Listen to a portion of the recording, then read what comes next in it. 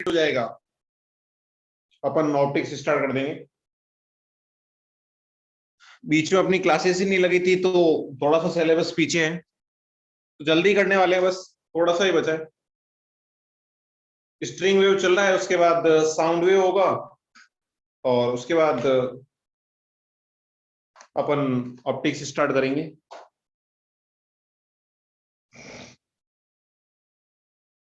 ठीक है, तो आगे बढ़ते हैं।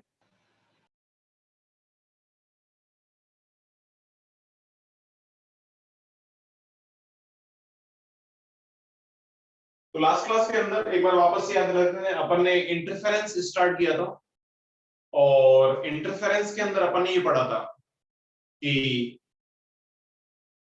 अगर दो वेव सेम डायरेक्शन से आ रही है और सेम फ्रीक्वेंसी के साथ आ रही है, मतलब ओमेगा सेम है, तो उन दोनों वेव के सुपर इम्पोज होने से जो पैटर्न बनेगा उसको अपन इंटरफेरेंस बोलते हैं। और उसमें अपन ने दो टाइप के इंटरफेरेंस देखे थे, कंस्ट्रक्टिव इंटरफेरेंस और डिस्ट्रक्टिव इंटरफेरेंस।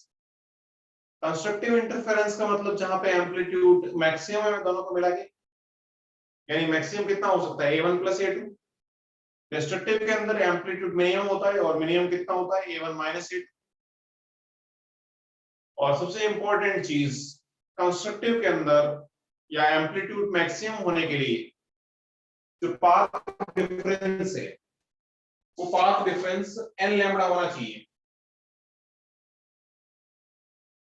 और डिस्ट्रक्टिव इंटरफेरेंस के अंदर path difference 2n-1 lambda by 2 होना चाहिए। ये इंपॉर्टेंट है, ये अपने ध्यान रखना है। उसी चीज को देखो अपन थोड़ा सा लॉजिकली समझते हैं। देखो एक बात वापस बता देते हैं, सिलेबस की ज्यादा अपने को टेंशन नहीं करनी है। अपने को इंपॉर्टेंट ये है कि जो टॉपिक चल रहा है वो अपने को समझ में आ रहा है कि नहीं आ रहा है, बस ये ज्यादा इंपॉर्टेंट है। क्योंकि अगर तुम सिलेबस सपोज 10 टॉपिक कंप्लीट कर लो लेकिन अच्छे से अपने को एक भी समझ में नहीं आया हुआ है तो वो कंप्लीट करने का कोई फायदा नहीं है। लेकिन 10 में से अगर दो टॉपिक भी तुमने अच्छे से समझ के कर ली, यानी एटलीस्ट तुम उन टॉपिक से आने वाले क्वेश्चन को सही कर सकते हो। तो इंपॉर्टेंट ये नहीं कि सिलेबस कितना फास्ट हो रहा है, कैसे हो रहा है, कैसे नहीं हो रहा है। इंपॉर्टेंट ये है कि अपने को समझ में आना चाहिए जो हो रहा है। आई थिंक क्लियर है सबको? Yes sir. Yes sir. मैं थोड़ा सा ग्राफिकल रिप्रेजेंटेशन से बताता हूं कि ये डेल्टा एक्स कंस्ट्रक्टिव और डिस्ट्रक्टिव इंटरफेरेंस के लिए n लैम्बडा 2n लैम्बडा और 2n-1 लैम्बडा बाई 2 कैसे होना चाहिए। देखो ध्यान दो, जैसे देखो अपन दो वेव को सुपर इम्पोज करवा रहे हैं। जैसे एक वेव ये और दूसरी वेव, अब देखो ना तुम फेस डिफरेंस लाना है अपने को, तो जो पाथ डिफरेंस की वजह से भी ला सकते हो और टाइम डिफरेंस की वजह से भी ला सकते हो। तो जैसे अपन ने पढ़ा था कि अगर कंस्ट्रक्टिव करवाना है अपने को, तो कंस्ट्रक्टिव के लिए जो पाथ डिफरेंस है अपन ने देखा था कि डेल्टा एक्स जो है वो 2n लैम्बडा होना चाहिए। तो यहां से यहां तक की वैल्यू जो है वो लैम्बडा होती है, सॉरी n लैम्बडा होना चाहिए। लास्ट क्लास में देखा था अपन ने पाथ डिफरेंस n लैम्बडा होना चाहिए। तो यहां से यहां तक जो एक साइकिल की वेवलेंथ होती है उसको लैम्बडा बोलते हैं। सबसे पहले अपन देखते हैं पाथ डिफरेंस, अपन लैम्बडा लेते हैं, n की वैल्यू 1 पुट कर लेता हूं, मतलब डेल्टा x लैम्बडा। तो कंस्ट्रक्टिव इंटरफेरेंस कैसे होता है उसको समझते हैं। तुम लॉजिकली सोचो, जैसे ये वेव 1 है, दूसरी वेव स्टार्ट करिए, लेकिन लैम्बडा का पाथ डिफरेंस होना चाहिए। तो लैम्बडा पीछे से स्टार्ट कर लेता हूं, तो लैम्बडा पीछे से स्टार्ट करने का मतलब, थोड़ा सा डायग्राम को आगे बनाता हूं मैं।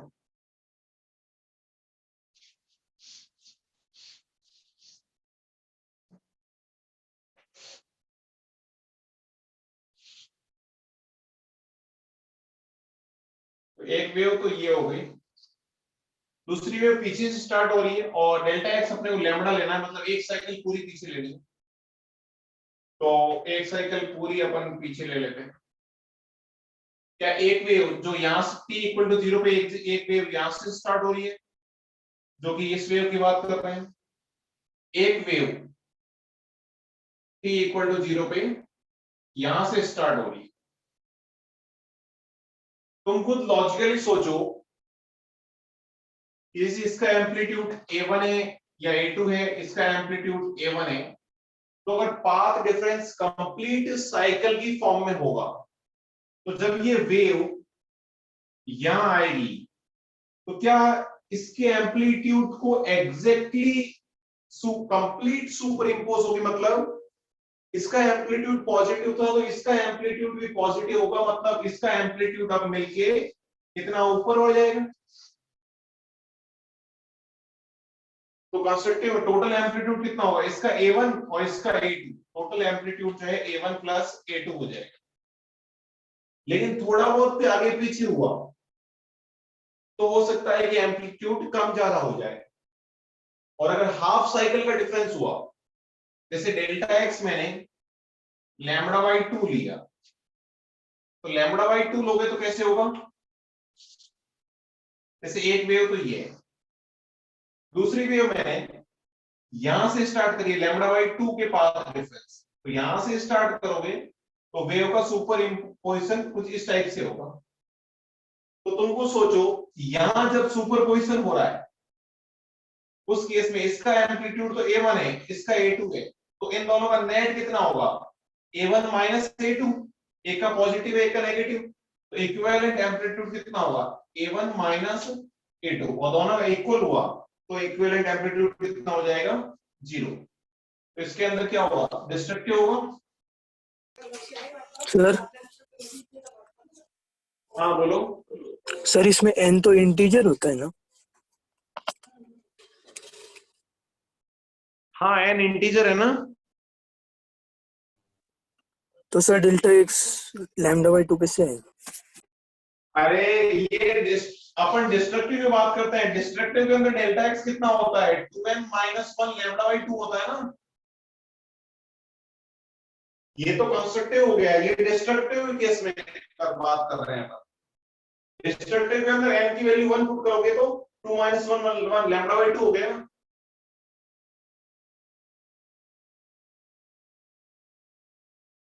नहीं आ रही बात समझ में? समझ गया सर। ये कंस्ट्रक्टिव है ये डिस्ट्रक्टिव है, लिखा हुआ है ना ये। तो कंस्ट्रक्टिव का मतलब कंप्लीट साइकिल का डिफरेंस होना चाहिए, और कंप्लीट साइकिल का डिफरेंस है एक्चुअली, कंप्लीट साइकिल का जब डिफरेंस होता है तो जब वेव सुपर इंपोज होती है तो दोनों का एम्पलीट्यूड सेम डायरेक्शन के होने की वजह से ऐड हो जाता है।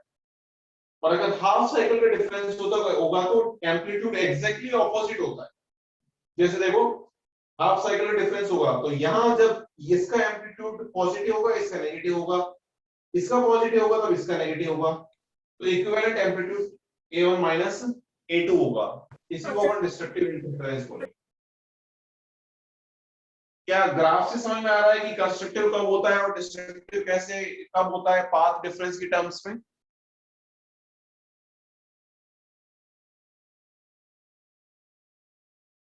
बोलो।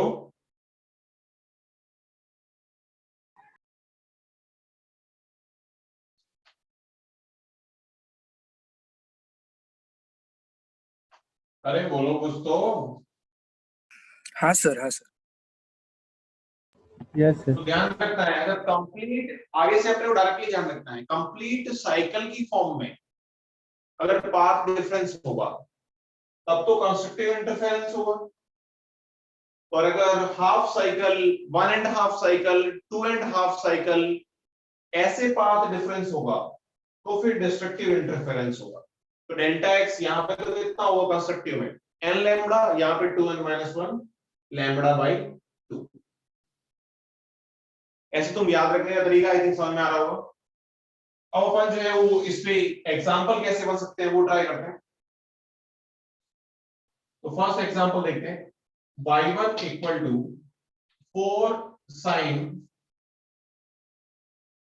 100x minus 2 pi into T, 100x minus 2 pi into t, y2 equal to 3 sin 100x minus, sorry या चलो 100x से ले लेता हूं, 100x minus 2 pi t plus pi by 3। ये दो वेव है, इनको अगर अपन सुपर इंपोज करवा दें आफ्टर सुपरपोजिशन, सुपर इंपोज करवा दें तो इक्विवेलेंट y इक्विवेलेंट कितना होगा ये अपने से निकाला। पहला केस, पहले क्वेश्चन तो अपना ये है कि y इक्विवेलेंट कितना होगा ये अपने को निकालना। ट्राई कर सकते हो क्या सबको, सब लोग ट्राई कर सकते हो। y इक्विवेलेंट कितना होगा ये निकालना है।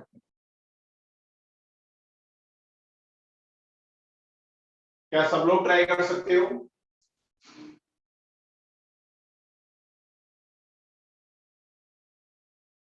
जल्दी बताओ y इक्विवेलेंट कितना होगा।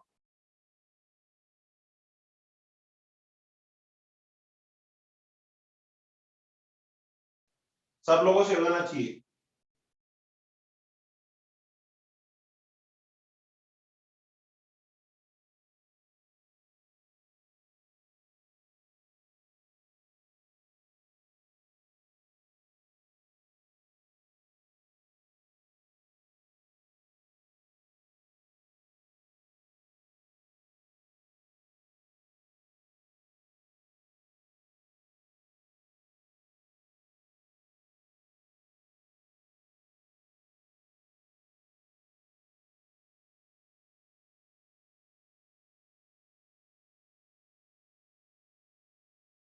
अरे बोलो कुछ तो, थोड़े बोलते रहो, देखो चुपचाप मत बैठो। वहां कितने लोगों ने सॉल्व लेके क्या रहा है?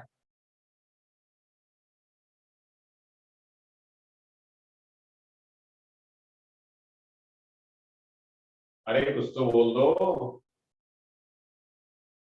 कोई तो आंसर बता दो। सर एक मिनट। हाँ जल्दी ट्राई करो।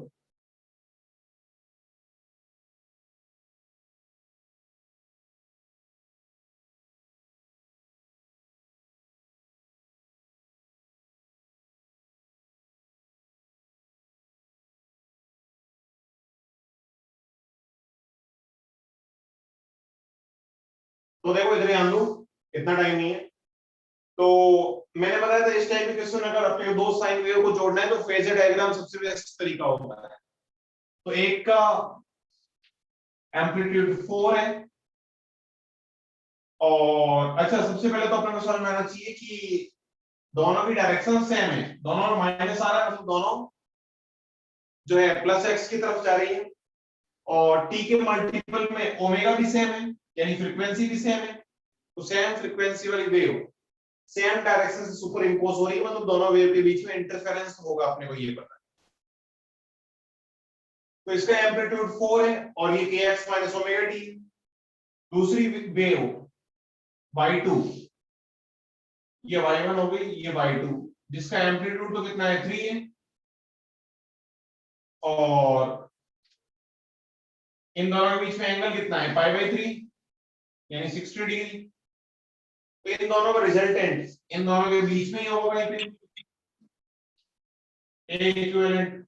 और ए इक्विवेलेंट निकालना आता है अपने को, कैसे निकालते हो? A equivalent equal to under root of a1 square plus a2 square plus 2a1 a2 cos 60 degree. cos 60 कितना होता है बताओ?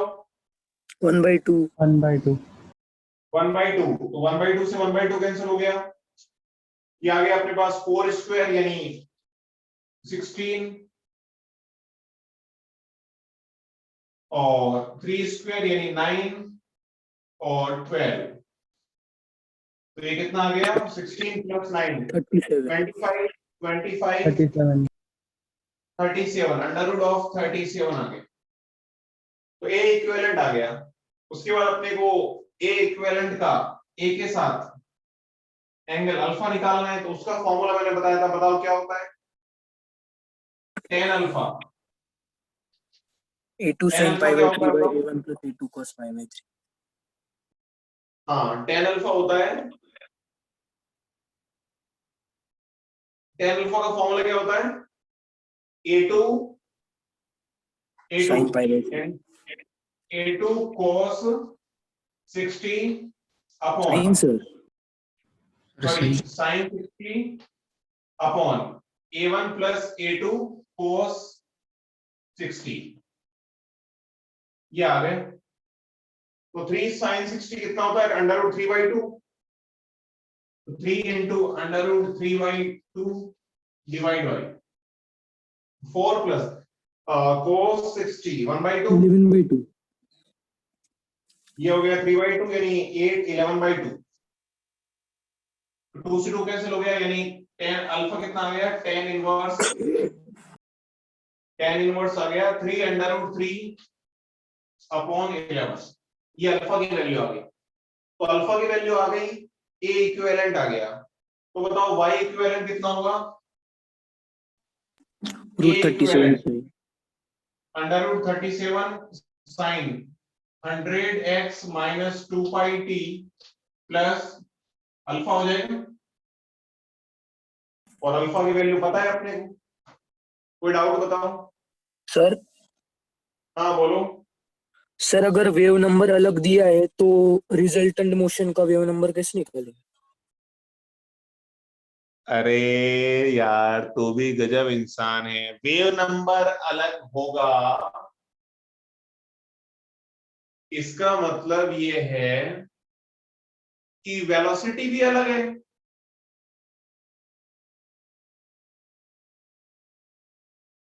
फ्रीक्वेंसी सेम है तो वेलोसिटी भी डिफरेंट होगी ना। हाँ सर। तो फिर वो थोड़ा सा कॉम्प्लिकेटेड क्वेश्चन बन जाएगा। जनरली अपने से सुपरपोजिशन के अंदर नहीं पूछा जाता है, बट इन केस कभी एग्जाम में आ जाता है तो कैसे करना है बता देता हूं। तो वेव नंबर अगर अलग हुआ या वेलोसिटी अगर अलग हुई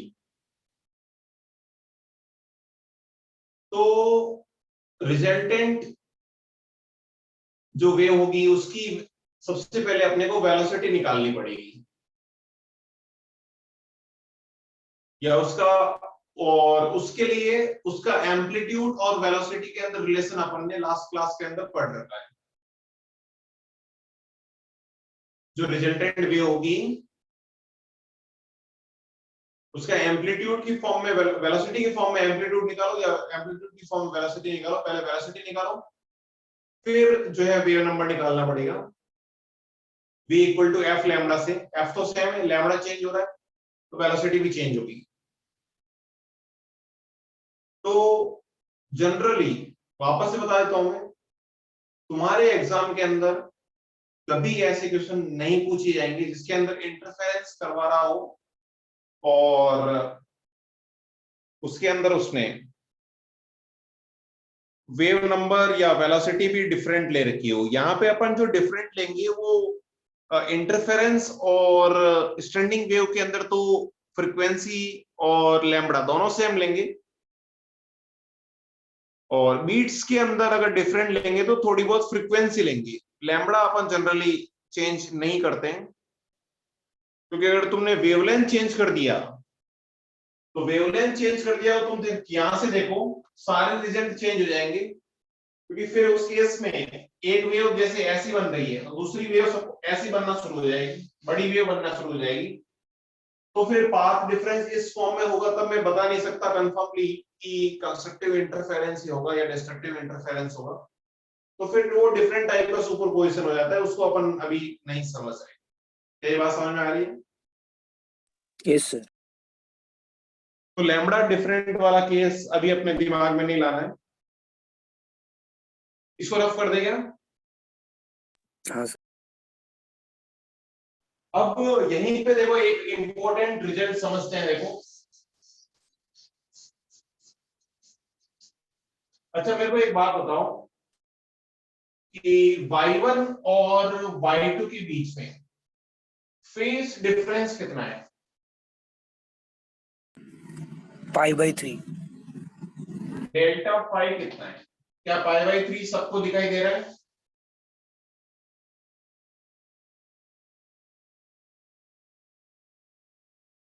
अरे भाई इसका फेज ये है, इसका फेज ये है, तो फेज डिफरेंस कितना होगा? This minus this, therefore phase difference will be π/3।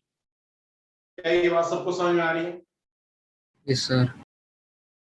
तो π/3 अगर फेज डिफरेंस है तो क्या मैं ये बोल सकता हूँ कि फेज डिफरेंस जो है वो कांस्टेंट है, टाइम पे डिपेंड नहीं कर रहा, टाइम के साथ वेरी नहीं कर रहा।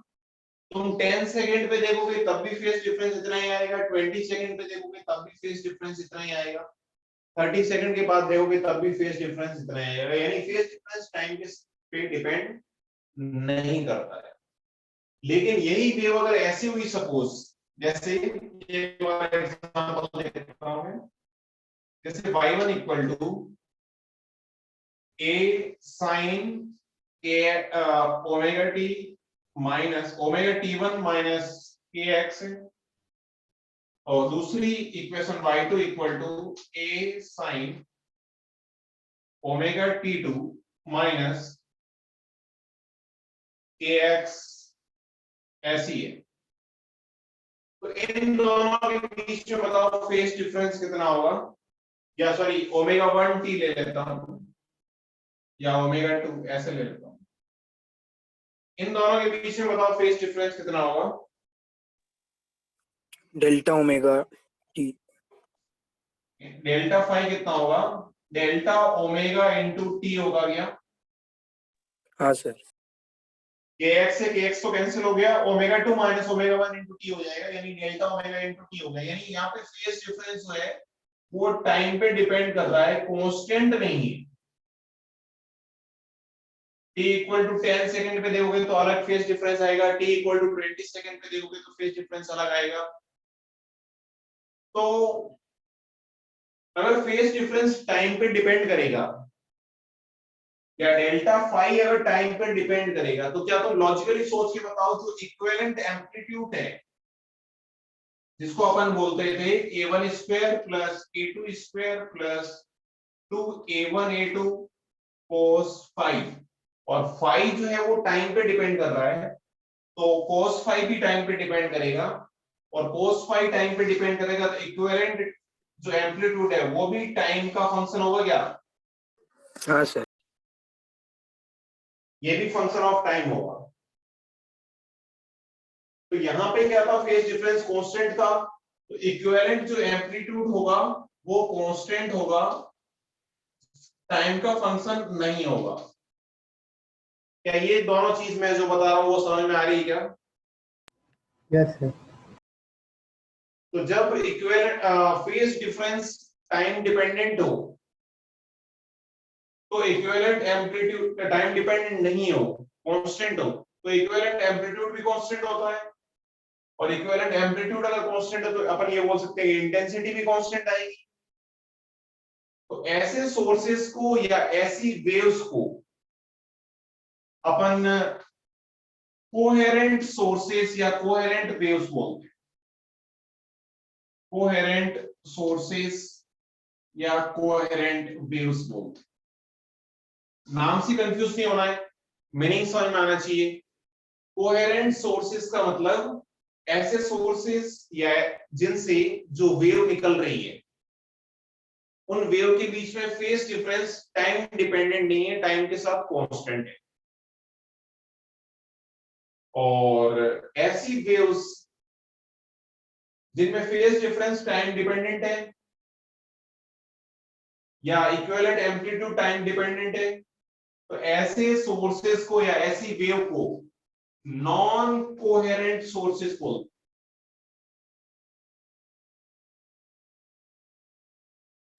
क्या ये बात समझ में आ रही सबको? Yes, sir. हाँ बोलो, समझ में आ रहा है नहीं आ रहा?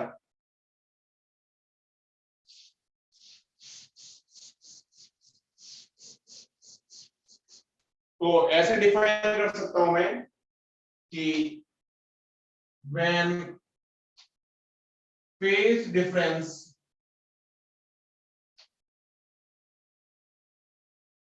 between two sources या टू वेव्स, सोर्सेस से ही तो वेव निकलती है, तो दो वेव के बीच में अगर phase difference between two waves is constant with respect to time, time के रेस्पेक्ट में अगर कांस्टेंट है, उनसे सोर्सेस को called as coherent sources, coherent sources होगा। और इसका ऑपोजिट डेफिनेशन लिखने की जरूरत नहीं है, नॉन कोहेरेंट सोर्सेस रहेगा। नॉन कोहेरेंट सोर्सेस के केस में अपने को एक केस रिजल्ट ध्यान रखना है। इन केस ऑफ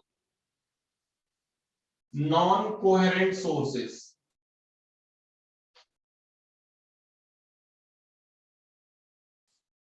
जनरली तुमसे कभी भी अगर नहीं बोला जाए तो हमेशा अपन कोहेरेंट सोर्सेस ही मानेंगे। तो in case of non coherent sources के केस में अभी अपन ने देखा है कि जो इक्विवेलेंट एम्पलीट्यूड है या इक्विवेलेंट जो इंटेंसिटी है वो टाइम का फंक्शन होगा। टाइम का फंक्शन होगा मतलब एक ही पॉइंट पे कभी इक्विवेलेंट एम्पलीट्यूड बहुत ज्यादा होगा, कभी इक्विवेलेंट बहुत एम्पलीट्यूड बहुत कम होगा। ऐसा अगर होगा तो उस केस में एम्पलीट्यूड कभी बढ़ रहा है, कभी घट रहा है, कभी बढ़ रहा है, कभी घट रहा है, तो इंटरफेरेंस तो होगा, बट वो डिफरेंट टाइप का इंटरफेरेंस होगा, उसको अपने क्लियरली ऑब्जर्व नहीं कर सकते अपन। इसी चीज को मैंने कल तुम्हें बताया था, बीट्स बोलते हैं। बीट्स इसलिए बोलते हैं, वहां पे देखो बीट्स कब होगा, जब यहाँ पे भी देखो ओमेगा 1 और ओमेगा 2 के लिए मतलब फ्रीक्वेंसी डिफरेंट है, फ्रीक्वेंसी डिफरेंट है, तब मैंने बताया था क्या बनता है, बीट्स बनते हैं। तो ध्यान रखना, नॉन कोहेरेंट सोर्सेज केस में जो इक्विवेलेंट एम्पलीट्यूड होता है वो टाइम डिपेंडेंट होता है, तो कभी एक ही पॉइंट पे एम्पलीट्यूड मैक्सिमम होगा, फिर मिनिमम होगा, फिर कभी कम ज्यादा कम ज्यादा, तो एग्जैक्ट कोई रिजल्ट नहीं आता है। तो इस केस में यहाँ पे तो इंटेंसिटी का फॉर्मूला कोहेरेंट सोर्सेज केस में तो जैसे अपन ने सॉल्व किया था वैसा वैसा रहेगा, लेकिन यहाँ पे इंटेंसिटी का फॉर्मूला थोड़ा सा चेंज हो जाता है। यहाँ पे नॉन कोहेरेंट सोर्सेज जब होते हैं तो अपने को इंटेंसिटी कभी एक ही पॉइंट पे बहुत ज्यादा हो रही है, कभी बहुत कम हो रही है, कभी जो है जीरो हो रही है, तो इंटेंसिटी अपने को एग्जैक्ट इंटेंसिटी नहीं सुनाई देती है, या एग्जैक्ट इंटेंसिटी अपन ऑब्जर्व नहीं कर सकते। अपने को एवरेज इंटेंसिटी कैलकुलेट करनी होती है ऐसे केस में, जहां पे फ्लेक्सिबिलिटी बहुत ज्यादा हो, वेरिएबिलिटी बहुत ज्यादा हो, तो अपन एवरेज सोल्व करते हैं। अब एवरेज तुमको सोचिए बताओ, आई इक्विवेलेंट कितना होता है, आई इक्विवेलेंट होता है I1 plus I2 plus 2 under root I1 under root I2 cos phi. तो cos फाई की एवरेज वैल्यू कितनी होती है बताओ? 1/, अरे बताओ कितनी होती है? cos फाई की एवरेज वैल्यू कितनी होती है?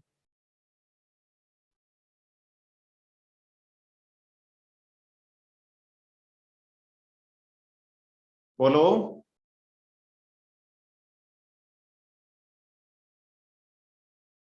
अरे cos फाई की एवरेज वैल्यू नहीं पता, cos थीटा की एवरेज वैल्यू कितनी होती है? जीरो। हर्षवर्धन बोल रहे हैं जीरो, वेरी गुड। अरे cos फाई की, cos थीटा की वैल्यू -1 से 1 वेरी करती है ना, मिनिमम -1 मैक्सिमम 1, तो -1 प्लस 1 डिवाइड बाई 2 कितना आएगा? जीरो।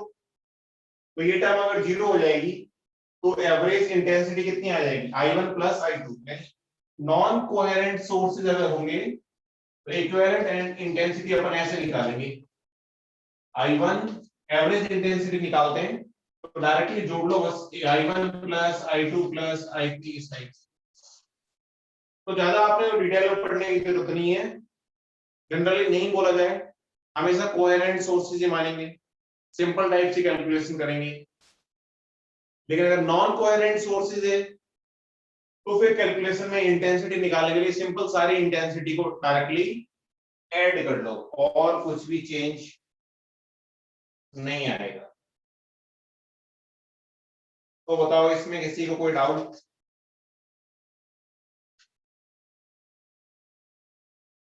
इसमें किसी को कोई डाउट है क्या? No sir. रफ कर दूं क्या इसको?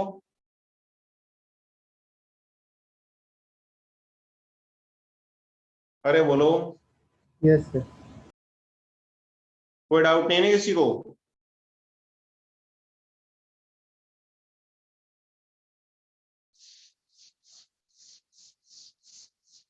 तो एक और एग्जांपल करते हैं अपन इसी में बेस्ड।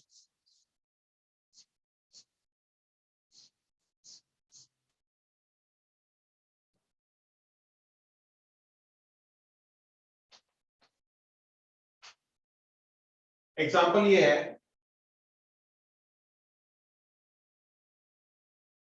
y1 जो है वो a sin kx minus omega T है, y2 जो है वो a sin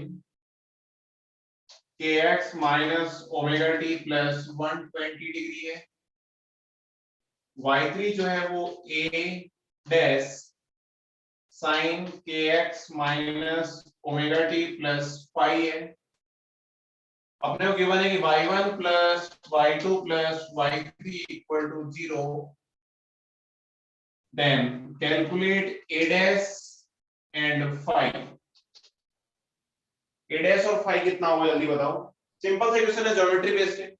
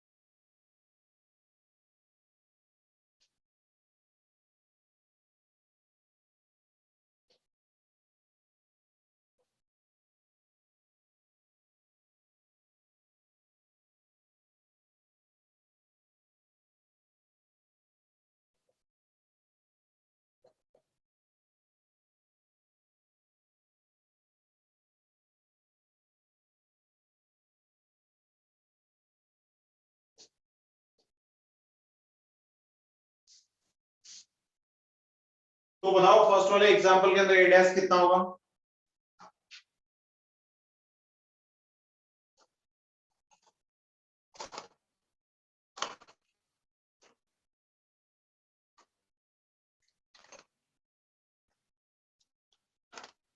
बड़ा ही सिंपल क्वेश्चन है, सबसे हो जाना चाहिए आई थिंक।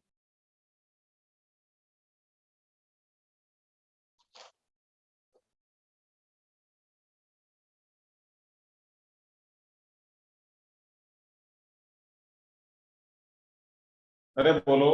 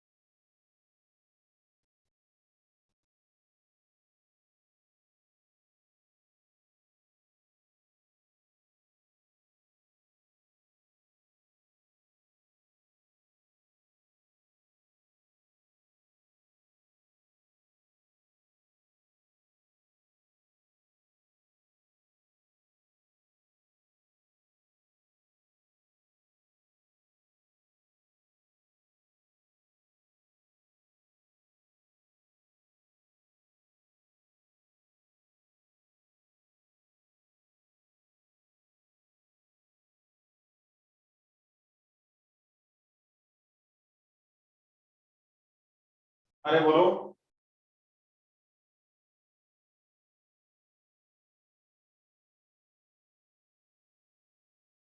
ये सॉल्व हुआ कि नहीं हुआ अभी तक?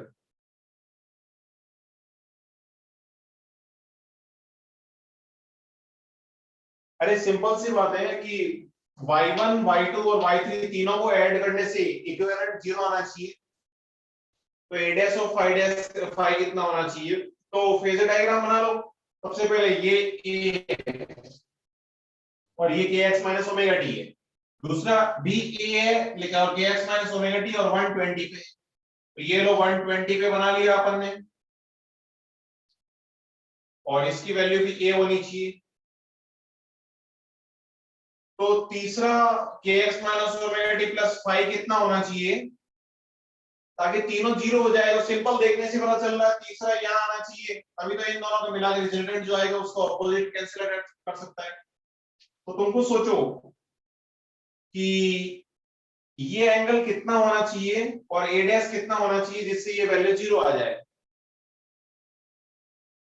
सब मिला के वेक्टर जीरो आ जाए।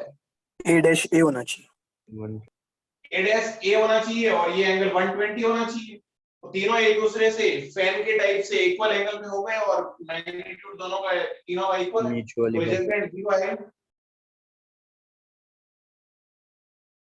और किसी को ऐसे देखने से डायरेक्टली समझ में नहीं आ रहा है, इन दोनों का रिजल्टेंट निकालो, उसके इक्वली एग्जैक्टली ऑपोजिट होना चाहिए और सेम मैग्नीट्यूड का होना चाहिए तभी कैंसिल आउट होगा। इन दोनों का रिजल्टेंट निकालोगे, दो वेक्टर जिनका मैग्नीट्यूड इक्वल है और एंगल 120 है, तो ए इक्विवेलेंट कितना होगा? Under root of a1 square plus a2 square plus 2a1 a2 cos 120 cos 120 minus half होता है, तो ये a आ गया, यानी दोनों का रिजल्टेंट a ही होगा और दोनों इक्वल मैग्नीट्यूड के हैं, यानी रिजल्टेंट इन दोनों के बीच में होगा। इन दोनों का रिजल्टेंट यहाँ पे है 60 डिग्री पे, तो ऑपोजिट भी एग्जैक्टली इसके ऑपोजिट होना चाहिए, एग्जैक्टली इसके ऑपोजिट। तो फिर इससे एंगल कितना होना चाहिए? ये 60 है तो ये भी 60 है और ये 120 है 240, तो ये कितना होना चाहिए? 240 और ये कितना होना चाहिए? 120। तो बताओ फाई की वैल्यू कितनी आएगी? 240। 240। 240. सिंपल है आई थिंक। समझ में आया कि नहीं आया? Yes sir. किसी को कोई डाउट? तो अगला एग्जांपल ट्राई करो, ये भी बहुत सिंपल है, फॉर्मूला बेस्ड है। हो गया सर। हाँ हो जाना चाहिए सबसे। फर्स्ट की वजह से इंटेंसिटी आई नॉट है, सेकंड की वजह से इंटेंसिटी 2 आई नॉट है और फेज डिफरेंस देखने से पता चल रहा है 60 डिग्री है, तो इक्विवेलेंट एम्पलीट्यूड निकाल सकते हो, इंटेंसिटी निकाल सकते हो। I1 यानी I नॉट, I2 यानी 2 I naught plus 2 under root I1 under root I2 into cos pi. cos pi by 3 कितना होता है?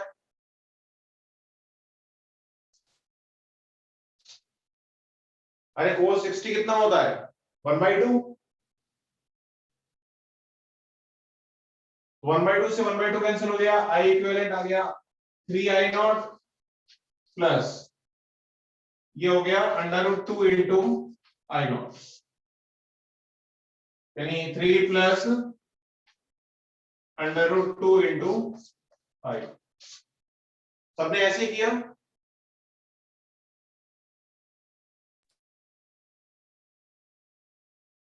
अरे सबने ऐसे किया ना? Yes, sir. अब देखो इसी क्वेश्चन के अंदर आराम से सोच के बताना, देखो इसी क्वेश्चन के अंदर अगर अपने से ये बोल दे कि बताओ दोनों सोर्सेस अगर नॉन कोहेरेंट है तो इक्विवेलेंट इंटेंसिटी कितनी होगी?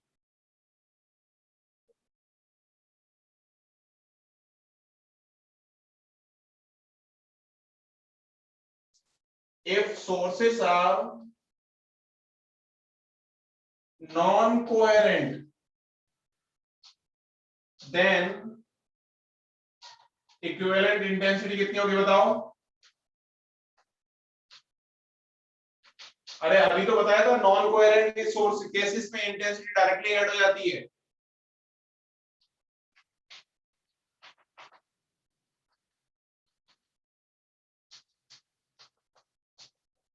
इतना क्या सोच रहे हो यार तुम, सही है ना। Yes sir. तो ये हो जाना चाहिए था, सबसे सबको आना चाहिए। इतना क्या सोच रहे हो, अभी तो बताया था। नींद ले रहे हो क्या?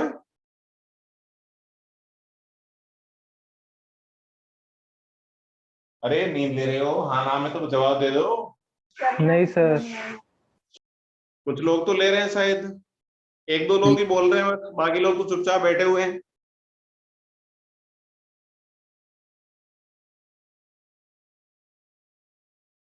एक ये हर्षवर्धन है तो थोड़ा बहुत आंसर वगैरह कर रहा है, एक दो लोग और हैं, बाकी तो बस मजे मार रहे हैं। चैतन्य,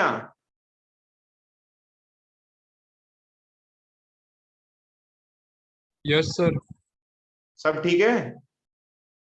यस सर। हाँ साक्षी,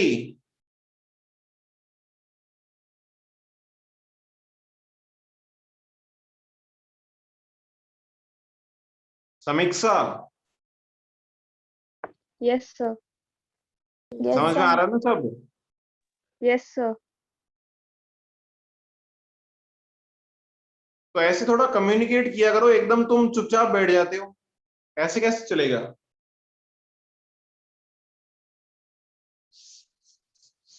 कम से कम ज्यादा और कुछ नहीं तो हाँ ना तो बोलते रहो कि समझ में आ रहा है कि नहीं आ रहा, सॉल्व हो रहा है कि नहीं हो रहा है।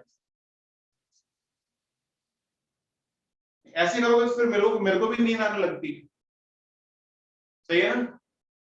तो नींद आने लगती तो फिर दिक्कत होती है, फिर क्या है अपन उतना अच्छे से नहीं पढ़ा पाते।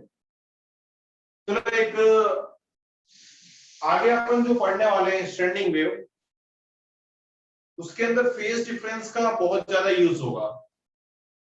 तो मैं फेज डिफरेंस से रिलेटेड एक और एग्जांपल कर लेता हूं ताकि अपने कॉन्सेप्ट थोड़े और क्लियर हो जाए। देखो दो वेव अपन ने,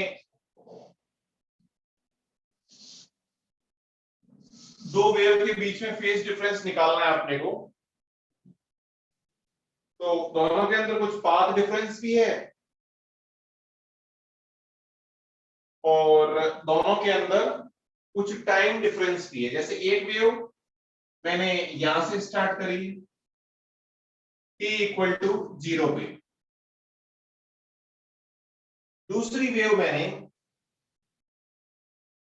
थोड़े से टाइम के बाद यानी t इक्वल टू जितना टाइम पीरियड है उसका 1/6 टाइम के बाद मैंने स्टार्ट करी है और थोड़ी पीछे से भी स्टार्ट करी है, थोड़ी पीछे से भी स्टार्ट करी है अपन ने। कितनी पीछे से स्टार्ट करी है ये अपने को डेल्टा एक्स पाथ डिफरेंस दे रखा है लैम्बडा बाई 4, लैम्बडा बाई 4। तो ये फर्स्ट वेव बोल लेता हूं मैं और इसको सेकंड बोल लेता हूं। तो इन दोनों के बीच में टोटल फेज डिफरेंस कितना होगा, डेल्टा फाई कितना होगा, ये अपने को निकालना। क्या सब लोग ट्राई कर सकते हो?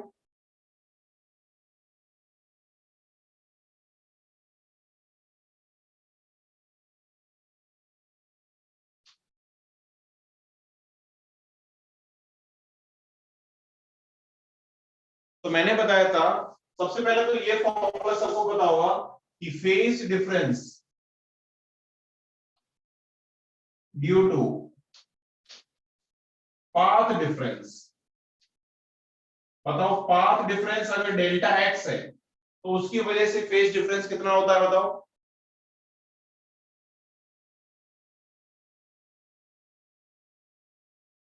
पाथ डिफरेंस अगर डेल्टा एक्स है तो फेज डिफरेंस कितना होता है?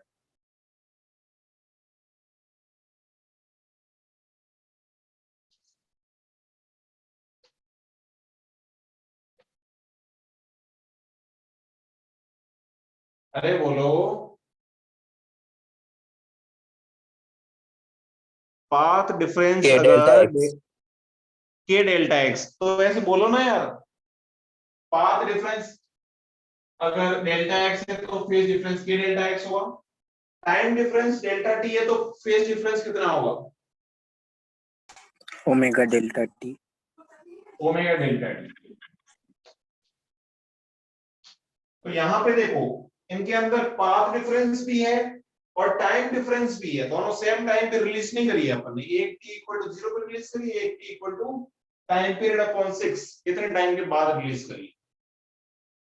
तो टोटल फेज डिफरेंस कितना होगा ये अपने को निकालना है। K delta x plus omega delta t.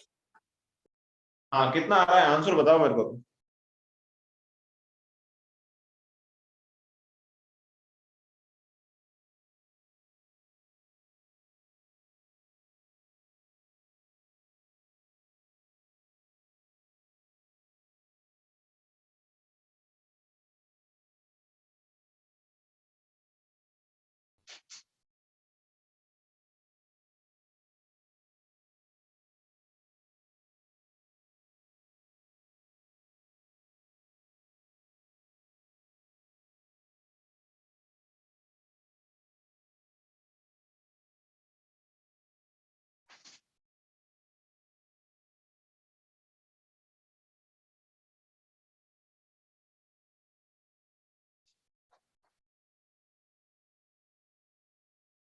अरे बोलो, जल्दी बताओ।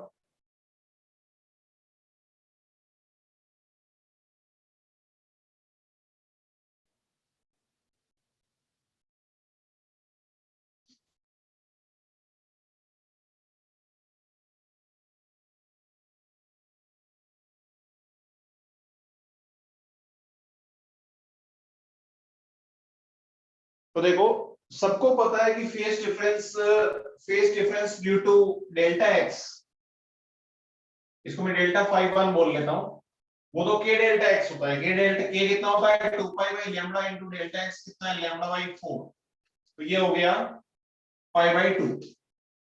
ये पहला फेज डिफरेंस आ गया पाथ डिफरेंस की वजह से। टाइम डिफरेंस की वजह से डेल्टा 5 2 ये होता है ओमेगा डेल्टा टी। ओमेगा कितना होता है? 2 pi upon T into delta T है टी बाई 6। टी से टी कैंसिल हो गया, ये आ गया पाई बाई 3। तो पाथ डिफरेंस की वजह से फेज डिफरेंस पाई बाई 2 है और टाइम डिफरेंस की वजह से फेज डिफरेंस पाई बाई 3 है। लेकिन अपने को पता करना है कि ये दोनों ऐड करेंगे या माइनस करेंगे। मतलब फेज, जैसे फेज डिफरेंस आया ना, तो हो सकता है कि पहले फेज डिफरेंस के अंदर इसका फेज ज्यादा हो इसका कम हो, सेकंड वाले के अंदर इसका ज्यादा हो इसका कम हो। तो अपने को कैसे देखना पड़ेगा कि प्लस करना है या माइनस। तो उसके लिए देखने का आसान तरीका ये होता है, जैसे किसी एक लाइन पे इस लाइन पे देख लो, किसी एक कॉमन पॉइंट पे देख लो कि कॉमन पॉइंट पे यहां तक पहुंचने के लिए वेव को, सेकंड वाली वेव की बात करता हूं, सेकंड वाली वेव को यहां तक पहुंचने के लिए क्या इतना एक्स्ट्रा ट्रेवल करना पड़ेगा?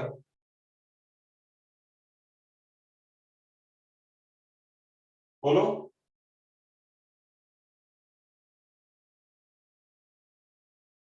इसको क्या एक्स्ट्रा ट्रेवल करना पड़ेगा इस पॉइंट तक पहुंचने के लिए? Yes sir. और उसके साथ साथ ये पाथ में तो पीछे है ही सही, उसके बाद बात क्या क्या इसको अपन ने लेट स्टार्ट किया है, इसका मतलब टाइम के अंदर भी क्या ये लेट है? Yes sir. टाइम भी इसको क्या एक्स्ट्रा लगेगा?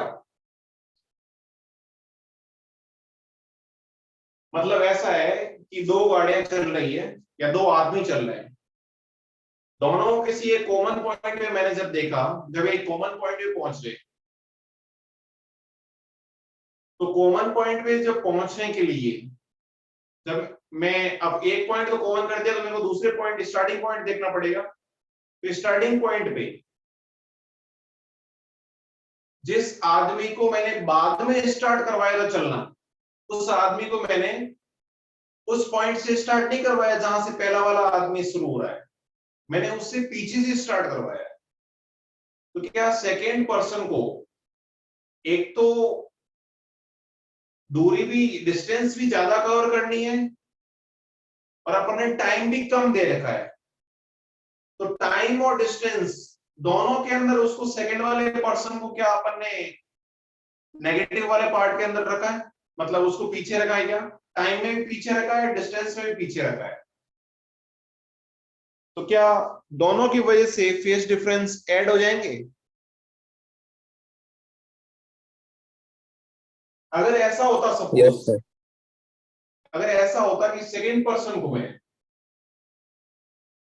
डिस्टेंस तो ज्यादा कवर करवाता लेकिन कुछ टाइम पहले ट्रेवल करवाना स्टार्ट कर देता, कुछ टाइम पहले उसकी जर्नी स्टार्ट हो जाती, तो क्या फेस डिफरेंस कवर हो जाता, मतलब माइनस करना पड़ता?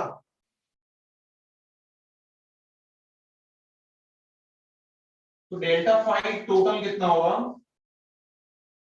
Delta phi 1 plus delta phi 2, यानी ये हो गया pi by 2 plus pi by 3।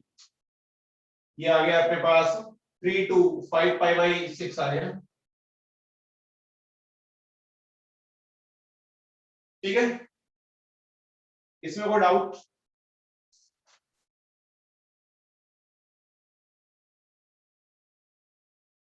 तो ऐसी क्वेश्चन कर लो क्या?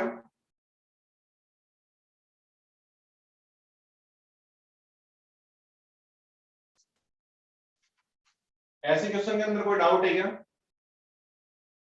No sir. किसी को कोई डाउट नहीं, राइट?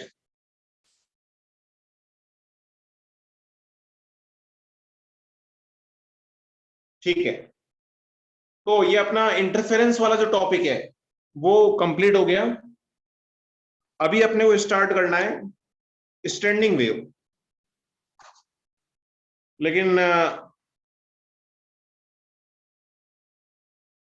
टाइम 10 मिनट ही बचा है, तो 10 मिनट में वो टॉपिक स्टार्ट करने से फायदा नहीं है, क्योंकि अपने को पूरा वापस पढ़ना पड़ेगा। स्टैंडिंग वेव कम से कम आधे घंटे का अपने को समझना पड़ेगा, बड़ा टॉपिक है।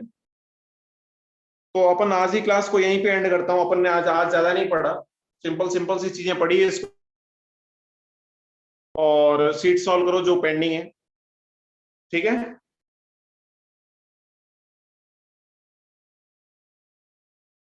हाँ ज्योमेट्रिकल ऑप्टिक्स कब से स्टार्ट होने वाला है? हाँ ज्योमेट्रिकल ऑप्टिक्स अपन प्रोबेबली नेक्स्ट वीक के लास्ट तक कर पाएंगे, नेक्स्ट वीक के लास्ट तक कर देंगे अपन। ठीक है,